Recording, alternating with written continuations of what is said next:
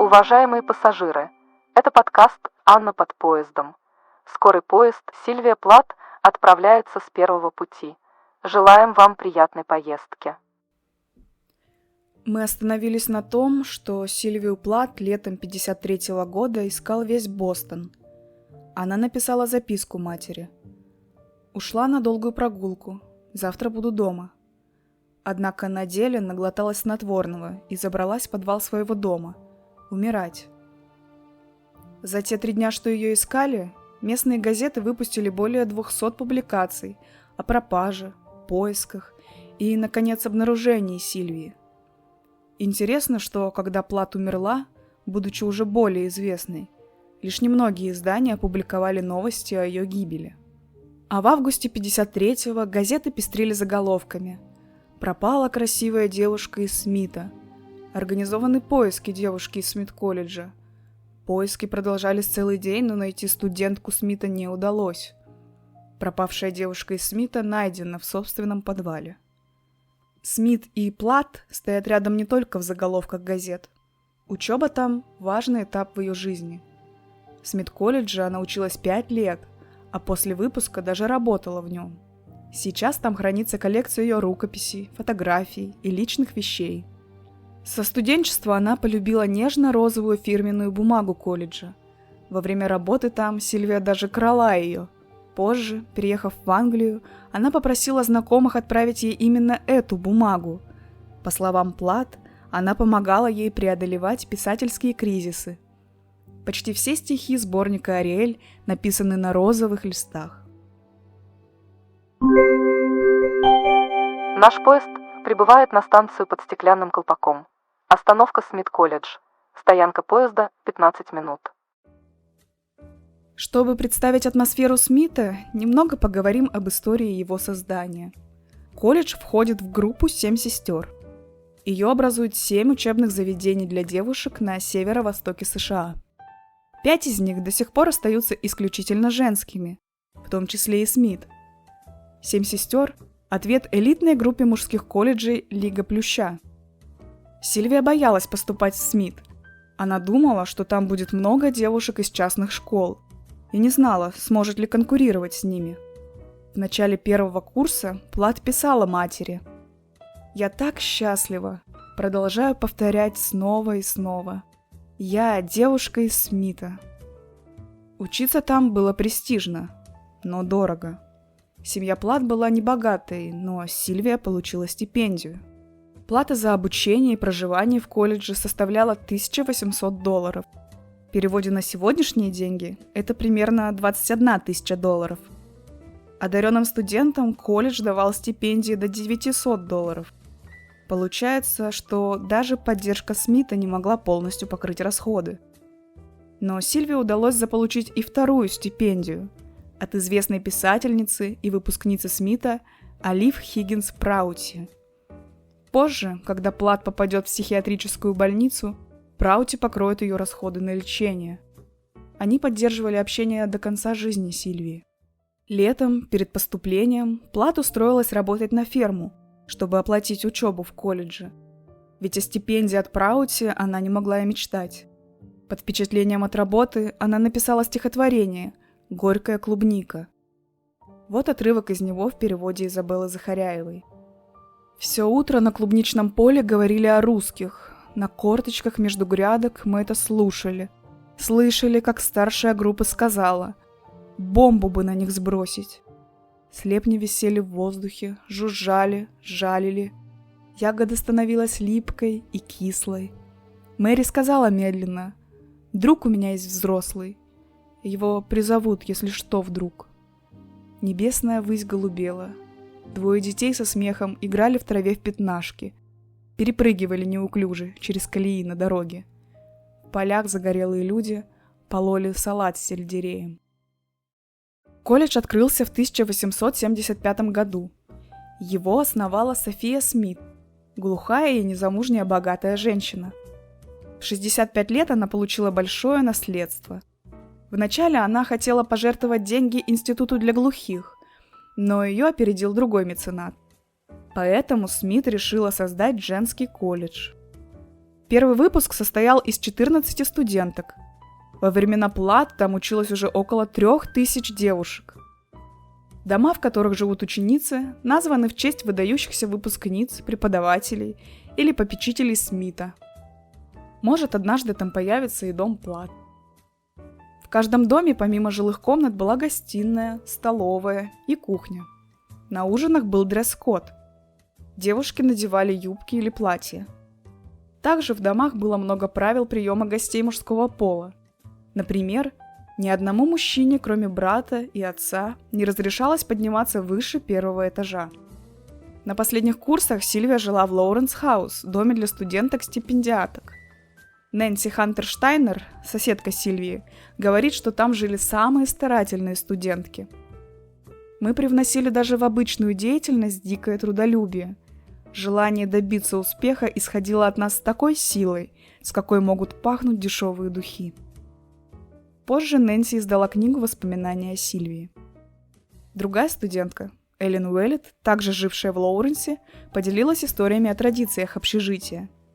На Рождество девушки не дарили друг другу подарки, потому что не все из них могли себе это позволить.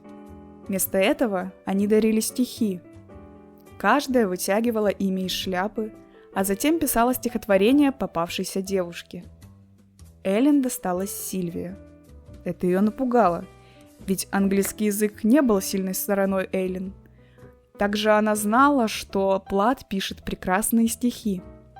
Девушка выяснила, что Сильвии нравятся картины Модильяне, поэтому она написала стих, который начинался так. «Сильвии Плат с ее глазами, как у Модильяне. Мой рождественский подарок будет сюрпризом». Современные жительницы Лоуренса чтят память Плат. На одно из мероприятий в начале года они одеваются в черное в честь Сильвии. Первая соседка Плат, Марша Браун, вспоминает, что их темперамент и привычки не совпадали. Например, каждый вечер Сильвия надевала голубой халат, а потом наносила на лицо крем Нокзема. Марша говорит: «Это был один из самых неприятных запахов на свете. Я чуть не съехала от нее после первых 3 дней, потому что в комнате пахло просто ужасно». Вскоре после начала учебы Сильвия обнаружила, что ее амбиции выделяются даже в Смите. Она писала: «Мне кажется, я хотела бы называть себя девушкой, которая хочет стать богом». Соседки по общежитию подшучивали над тем, что она постоянно сидела за учебниками. Это было еще до переезда в дом, где учились такие же стипендиатки. Сильвия трепетно относилась к учебе и болезненно переживала неудачи. Ей хотелось быть лучшей всегда и во всем. Это подтверждают и откровенные послания матери. За первые полгода учебы она отправила ей около 80 писем. В них она восторженно отзывается о колледже, преподавателях и новых подругах. Также рассказывает о многочисленных свиданиях. Несколько раз Сильвия говорит, что Смит – райское место. Только в этом раю она очень много занималась и часто не высыпалась. Изучение истории давалось ей с трудом. На первом курсе, кроме этого предмета, она ходила на занятия по искусству, ботанике, французскому и английскому. Вот отрывок из очередного письма Сильвии к матери. «Сильный шок осознавать, что здесь все усердно учатся, и часто встречаются люди умнее меня. Слишком часто. Единственный повод для радости – отличные оценки за контрольные работы по ботанике. Если я получу еще 1 четверку по истории, то закричу. Что ж, возможно, я не смогу досконально изучить внутрицерковные и государственные отношения, но я все еще люблю рисовать. Твоя глупышка Сильви». Одна из однокурсниц Плат, Элизабет Стоун, вспоминает, что преподаватель часто зачитывал им сочинения Сильвии. Элизабет отмечает, что талант Плат был не просто даром свыше, но и результатом большого труда. Первый год обучения Сильвия закончила со средним баллом B с плюсом, то есть 4 с плюсом. Возможно, из-за большого нервного напряжения Сильвия часто попадала в лазарет колледжа с простудами. Позже Плат сравнивала больницы в Кембридже и в Смите. Последняя, по ее словам, была в разы лучше. Однокурсница Плат иронично отмечает: может, это от того, что в Смите ей давали снотворный кодеин? Однажды, уже после 3-го курса, к Сильвии обратилась абитуриентка Салли Роджерс. Она попросила Плат рассказать ей о колледже. То ли отношение Сильвии к себе за эти годы изменилось, то ли она решила поскромничать.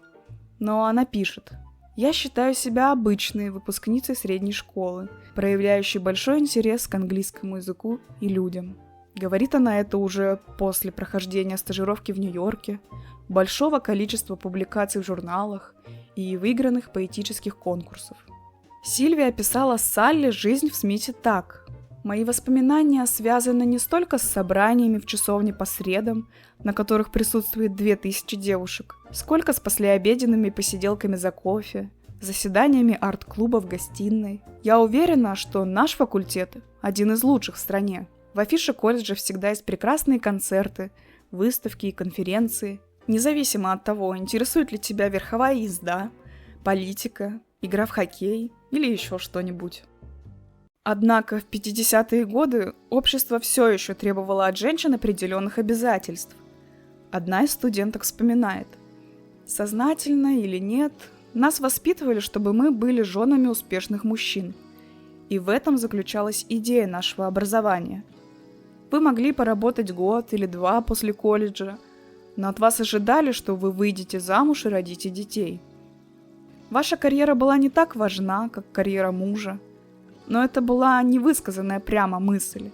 Ведь на курсах мы изучали все, что положено – историю, музыку, литературу». В те годы Плат тоже размышляла о браке и карьере. В дневнике она выражала опасения, что замужество может лишить ее творчества, хотя допускала, что с появлением детей вдохновение может только возрасти. Одновременно с этим Сильвия подсчитала, что осталось всего 8 лет, прежде чем у нее начнут появляться морщины. Заметны большие противоречия между ее восторженными письмами к матери и записями в дневниках. Они пронизаны недовольством собой. Такая двойственность характерна не только для Сильвии, но и для множества хороших девочек 50-х годов. Они разрывались между требованиями общества и собственными амбициями. Общество ожидало, что каждая из них получит хорошее образование, а после учебы выйдет замуж и станет достойной культурной женой, и не будет работать. После окончания 1-го курса Сильвия подрабатывала няней. Этот опыт заставил ее еще раз задуматься о творческой и женской реализации, ведь в это время ей приходили письма от фанатов, которые прочли ее произведения в журнале Seventeen, а сама она целыми днями следила за чужими детьми. В одном из писем к матери чувствуется, что ее самолюбие было уязвлено. Сильвия цитирует строчку Уильяма Эрнста Хенли: «Моя голова окровавлена, но не покорена», к которой она добавила свою: «Пусть детские кости украсят мой саван». Также она пишет, что ей хотелось бы познавать мир, общаться с солдатами и матросами, веселиться в барах и устраивать сцены, как Джек Керуак. Но ее присутствие в подобных местах будет воспринято мужчинами как приглашение к интиму. Такие мысли диктовала не только общественная мораль, но и личный опыт Сильвии. Однажды вечером в кампусе Смита на нее напал 25-летний ветеран Корейской войны. Его пригласили на мероприятие колледжа. Сильвия была шокирована. Парень перестал к ней приставать лишь после того, как она закричала. Плат была поражена тем, что в итоге он оскорбился из-за того, что ничего не вышло. Сильвии даже пришлось утешать обиженного ветерана, когда тот положил голову ей на колени. Позже она осознала, насколько это было ужасно. Вернувшись в общежитие, она рассказала обо всем подругам. Многие сказали, что у них был похожий опыт. Другое неприятное воспоминание о Смите – медосмотр на 1-м курсе. Одна из студенток тех лет вспоминает: «Вы голой входите в большой спортзал, чтобы на вас посмотрел учитель физкультуры и сфотографировал. Фото были сделаны для выявления сколиоза и других проблем с осанкой. Лишь в 1969 году такое тестирование отменили». Как отменили и довольно популярную традицию Смит, зародившуюся еще в начале века. гонки с обручем. Считалось, что победившая девушка первая в своей группе выйдет замуж. Ей вручали свадебный букет. Изменения в этой традиции произошли во время Второй мировой. Тогда дополнительно ввели соревнования среди замужних студенток, поскольку многие вступали в брак еще до окончания учебы. В этом случае считали, что победительница первая в своей группе родит ребенка. В качестве приза она получала детскую погремушку. Другая традиция – празднование Дня гор – сохранилась до сих пор. В этот день президент колледжа звонит в колокола, все занятия отменяются, а студентки обычно отправляются на прогулку или катаются на байдарках на райском пруду. Недалеко от этого пруда и находилось общежитие Сильвии. В дневнике она пишет об этом дне. Какая радость не учиться и поехать на велосипеде в горы.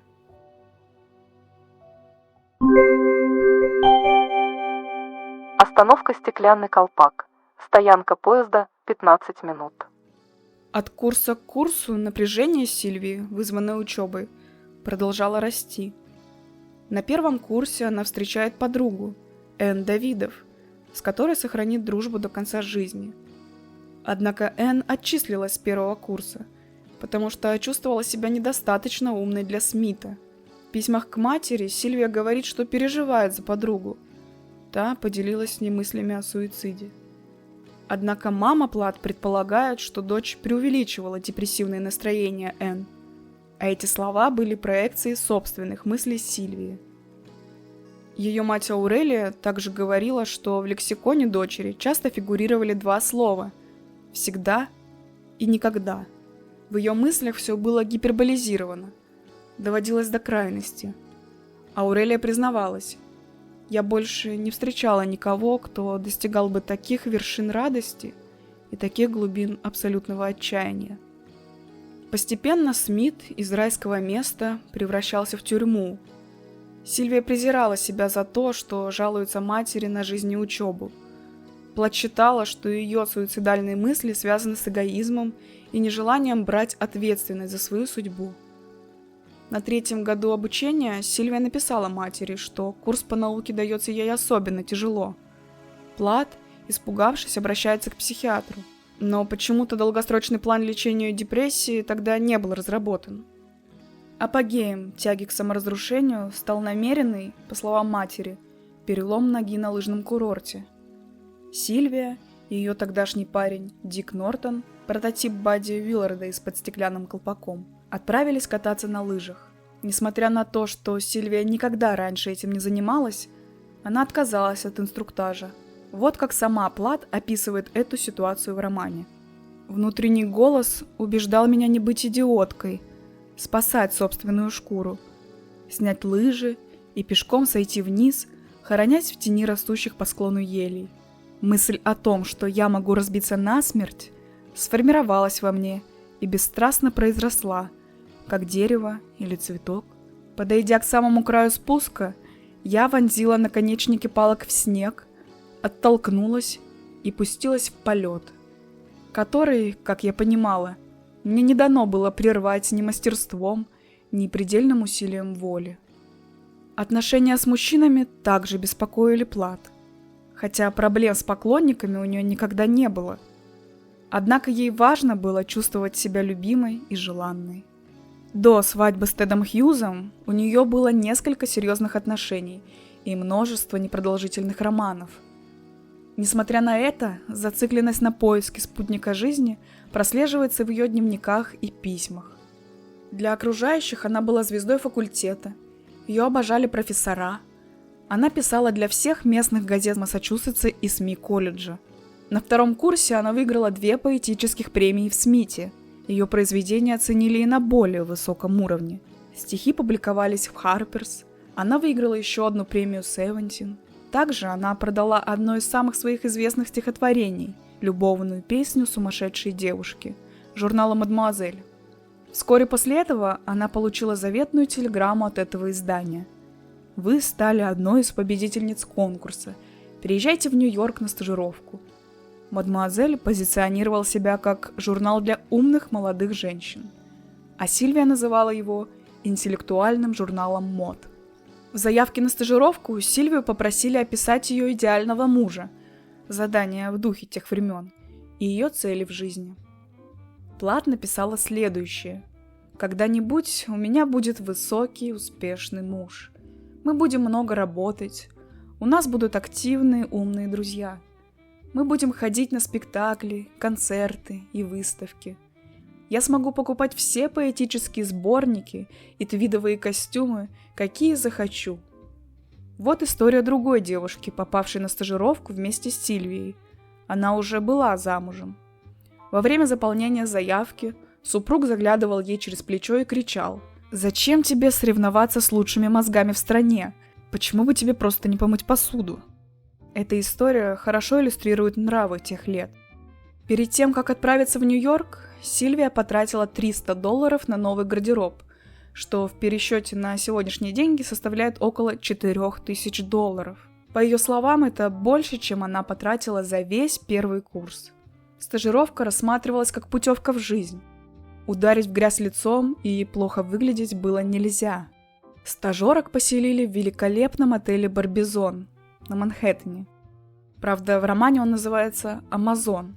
Сильвия радостно писала: «Впервые буду жить в гостинице». Во времена Плат это был исключительно женский отель со строгим дресс-кодом и правилами поведения. Больше о его истории и о жизни Сильвии там можно узнать в книге Паулины Брен «Барбизон. В отеле только девушки». Героинями книги стали еще несколько известных женщин, живших в Барбизоне. Сильвия нашла Барбизон изысканным. Зеленые тона и дерево цвета кофе с молоком. Она пришла в восторг от прелестного номера. Ковер во всю стену, бледно-бежевые обои, темно-зеленое покрывало с оборками и рисунком из роз, и такими же занавесками. Письменный стол, бюро и платяной шкаф, радио в стене, телефон у кровати. И вид. Она писала: «Из окна я смотрю на сады, аллеи, на грохочущую Третью авеню, на здание ООН. Когда я ночью работаю за столом, смотрю вниз. Огни улицы и звуки автомобильных гудков доносятся до меня, как самая сладкая музыка».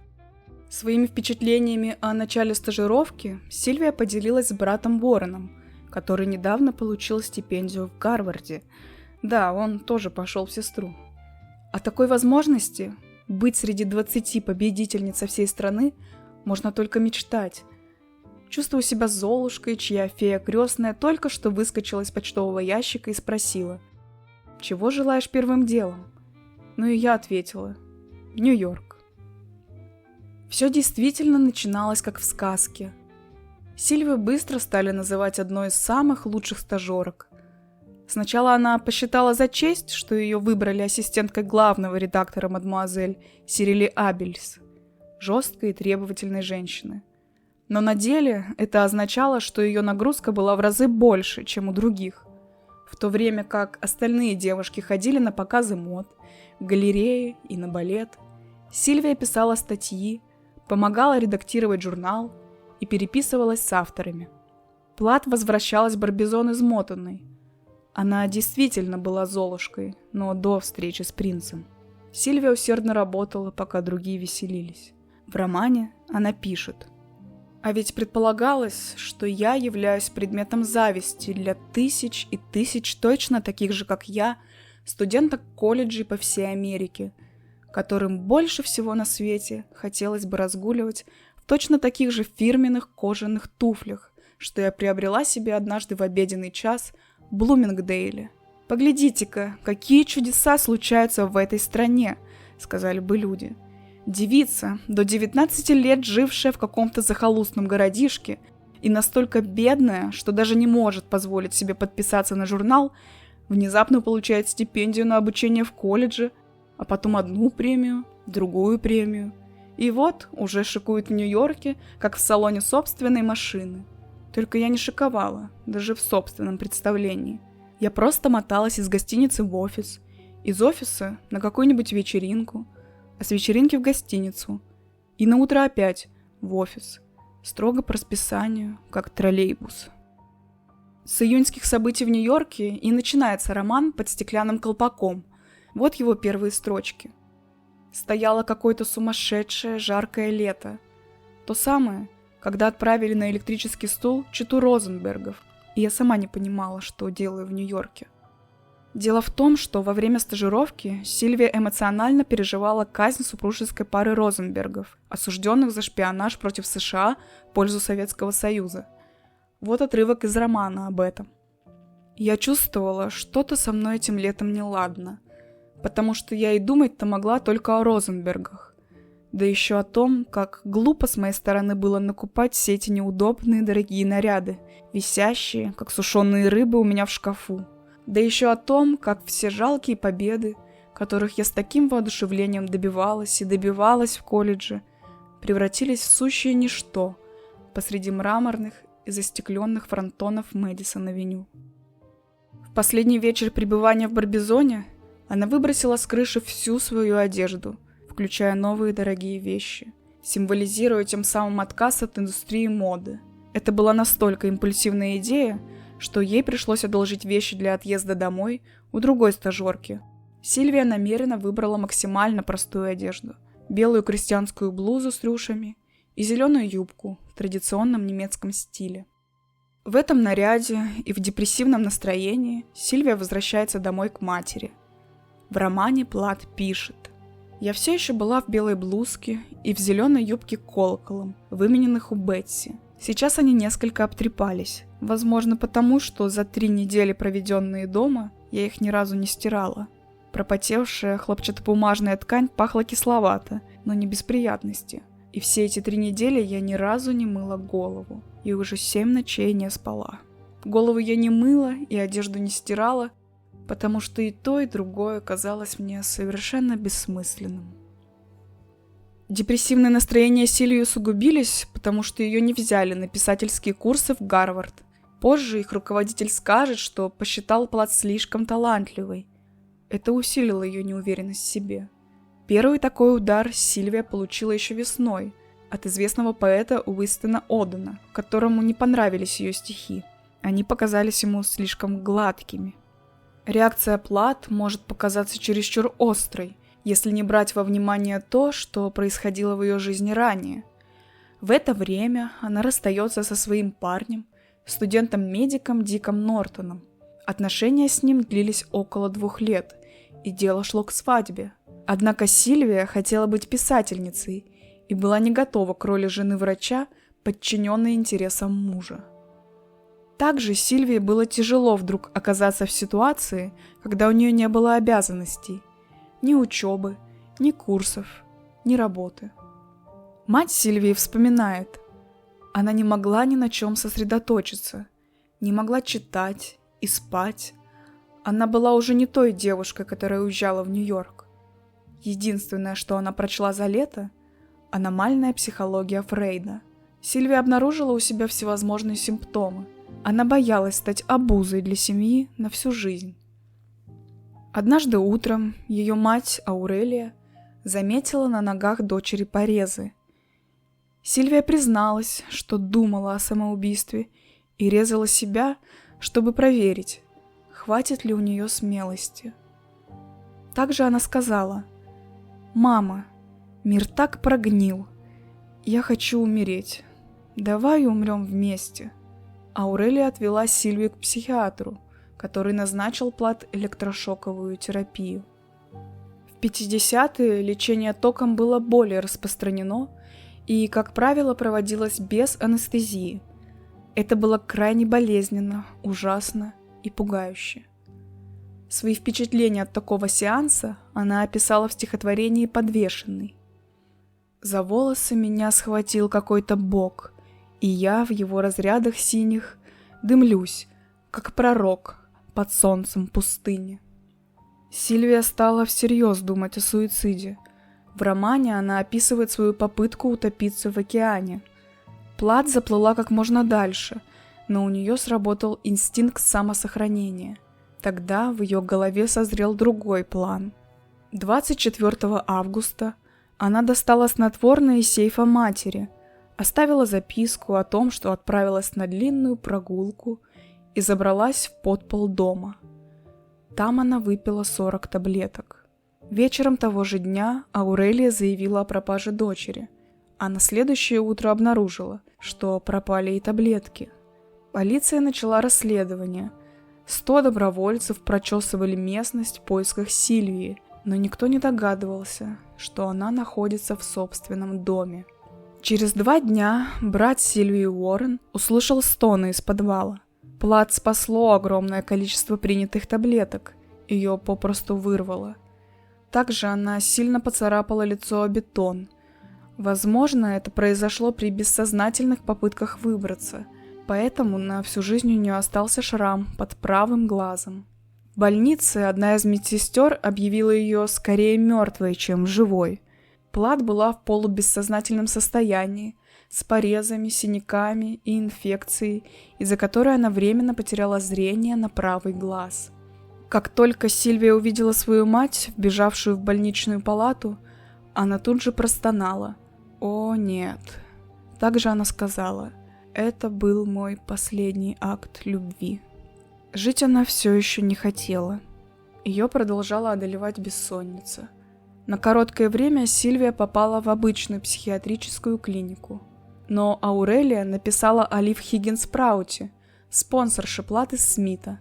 В письме мама Сильвии сказала, что дочь пыталась покончить с собой, потому что молодой человек, который ей нравился, обручился. Это было неправдой, но неизвестно, была это намеренная ложь или просто ошибочное предположение. Не раздумывая, миссис Праути заявила, что полностью покроет расходы на лечение Сильвии. Отчасти потому, что она сама 25 лет назад боролась с психическим расстройством. Праути организовала перевод Плат в шикарную частную психиатрическую клинику Маклин, одну из лучших в стране. Остановка возвращения к жизни. Стоянка поезда 10 минут. Эта клиника считается самым литературным психиатрическим заведением Америки. Может быть, вы видели фильм «Прерванная жизнь» с Вайноной Райдер и Анджелиной Джоли? Он был снят по автобиографическому роману Сюзанны Кейсон. Она 2 года лечилась в Маклин в конце 60-х и описала этот опыт в своей книге. Сама Сильвия решилась литературно рассказать о лечении в клинике лишь спустя 6 лет. Она наткнулась на статьи о душевных болезнях в журнале «Космополитен» и отметила в дневнике: «Я тоже должна написать о самоубийстве студентки колледжа, рассказ и даже роман. Для писанины о психбольницах рынок становится все больше и больше. Я буду дурой, если не переживу все это заново, не воссоздам это». Написать роман Плат также подтолкнуло самоубийство ее студентки в то время, когда она работала в Смите. В Маклин лечащим врачом Сильвии стала молодая женщина Рут Бойчер. Именно она вывела Плат из депрессии. До конца жизни Сильвии они оставались подругами. Но это был непростой путь выздоровления. Сильвия не могла читать и писать, и частично потеряла долговременную память. Хотя Плат оставила в письмах, дневниках и романе яркие описания жизни в клинике, о самом лечении она говорила редко. Когда Плат поступила в клинику, доктор решила дополнить психотерапию инсулином. Пациентам вводили большое количество этого препарата, чтобы вызвать кому на несколько часов. Так Сильвии на протяжении 2 месяцев каждый день вводили инсулин, но это не помогало справиться с расстройством. Последствиями стали лишь увеличение веса, судороги, повышенная потливость и беспокойство. Одна из жертв этого вида терапии, который больше не используется, описала его как самый разрушительный, болезненный и унизительный опыт в ее жизни. Кроме того, лицо Сильвии распухло и покрылось кровоподтеками, поэтому ее кризис только усугубился. Как и большинству пациентов Маклина, Сильвии Плат прописали антипсихотик. Он лишь усилил ее безразличное поведение. Она провела в клинике уже много месяцев. Миссис Праути оплачивала все счета, но улучшение не наступало. В ноябре Праути написала письмо, пригрозив прекратить оплачивать лечение, которое ни к чему не приводит. Она писала: Обычно я вижу, как Сильвия безжизненно бродит по коридору, а когда ухожу, она говорит мне, что будет делать то же самое, поскольку ей больше нечем заняться. Тогда доктор решила рискнуть и вновь прописала Сильвии электрошоковую терапию. Сама мысль об этом пугала Плат, поскольку перед тем, как лечь в Маклин, она перенесла несколько болезненных сеансов. Тогда перед ними ей не делали наркоза, а после просто отвозили в палату и оставляли в одиночестве. Рут Бойчер пообещала не отходить от Сильвии весь сеанс и убедила Праути, что на этот раз результат будет. Так и вышло. В декабре Сильвия прошла первый из 3 сеансов шоковой терапии. После него она даже смогла отпраздновать Рождество дома, а в конце января ее официально выписали. Через 5 лет Сильвия Плат рассуждала о лечении у себя в дневнике. Почему после 3 поразительно коротких шоковых сеансов я так быстро пошла на поправку? Почему я чувствовала, что должна быть наказана, что должна сама себя наказать? Ни она, ни доктор Бойчер не могли объяснить такого чудесного поворота событий. «Я не могу сказать, что тогда произошло», — говорила доктор. «Человеческий мозг очень сложен. Звучит банально, но люди все время об этом забывают. Думают, что сунешь пациенту немного успокоительного, немного чего-нибудь еще, и он будет слушаться. Это смешно». Сегодня многие врачи иногда проводят тяжелым пациентам менее болезненную электрошоковую терапию. И когда она помогает, доктора по-прежнему не могут объяснить, почему это работает. В феврале 1954 года Сильвия вернулась в Смит-колледж. Последние годы обучения стали для нее временем невероятной активности. Она работала, писала, одновременно крутила несколько романов. Настроение того времени выражено в стихотворении «Цирк на 3 аренах». «Как смерть смела и весела, поломилась я ко льву в пещеру. Я пламя в волосах зажгла, и хлыст фатальный занесла, и стулом оградясь спасла себя от ран. Но тут пришла любовь, пришла, превысив меру». Но Сильвии часто снились кошмары о том, как ее везут в туннелях клиники в кабинет шоковой терапии. Ее душевные страдания даже переросли в физическую боль. Она жаловалась, что все болит и что у нее все горит под кожей.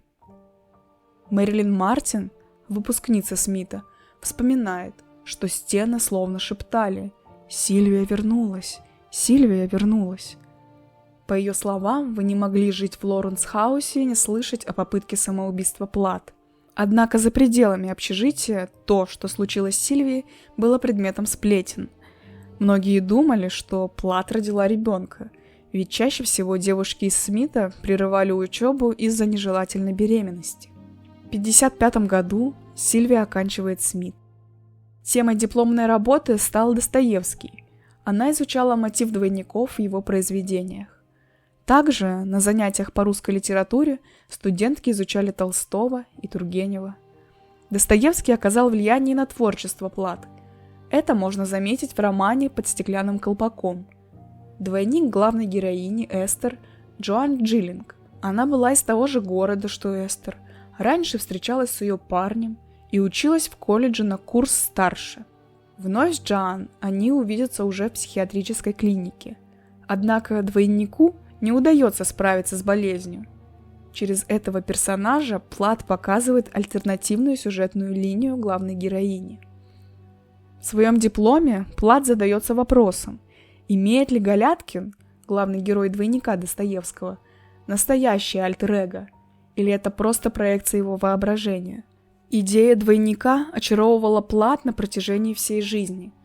Перед смертью она планировала и даже начала писать продолжение «Под стеклянным колпаком». Этот роман должен был называться «Двойная экспозиция» и включал в себя некие 2 точки зрения. Предположительно, книга была посвящена распаду брака Плат и Хьюза. Сам Хьюз кратко упоминает об этом в своей книге. Он писал, что около 130 страниц романа уже были готовы. Позже он говорил о 70 страницах. В конце концов заявил, что рукопись исчезла в 70-м году. Есть те, кто подозревает, что исчезновение не было случайностью. Во время изучения Достоевского на паре в Смите всплыла тема самоубийства, и Сильвия, по ее словам, почувствовала, что ее шрам начал символически светиться. Она обнаружила, что ей довольно легко обсуждать эту тему с посторонними, и что она чувствует себя своего рода экспертом по самоубийству. Ее подруга по колледжу вспоминает, что Плат говорила о суициде как о чем-то, на что она когда-то просто решилась, будто на участие в турнире по теннису. Сильвия любила показывать свои шрамы и рассказывать историю того лета. Она признавалась, что жизненная сила в ней тогда была настолько велика, что эта сила нейтрализовала все таблетки, которые она приняла. Летом 1954 года Сильвия обесцветила волосы. По ее мнению, новая прическа отвлекала внимание от шрама на лице. Однако, когда Плат начала думать о поступлении в Кембридж, она перекрасила волосы в натуральный каштановый цвет, чтобы, по ее словам, выглядеть более серьезной в глазах приемной комиссии. Весной 1955 года она окончила Смит. Сильвия уже знала, что ей дали престижную стипендию для учебы в Англии. За нее она конкурировала даже с кандидатами наук. В Англии произойдет ее судьбоносное знакомство с Тедом Хьюзом. В их первую встречу она даже до крови укусит Теда за щеку. Но об этом мы поговорим на следующей станции.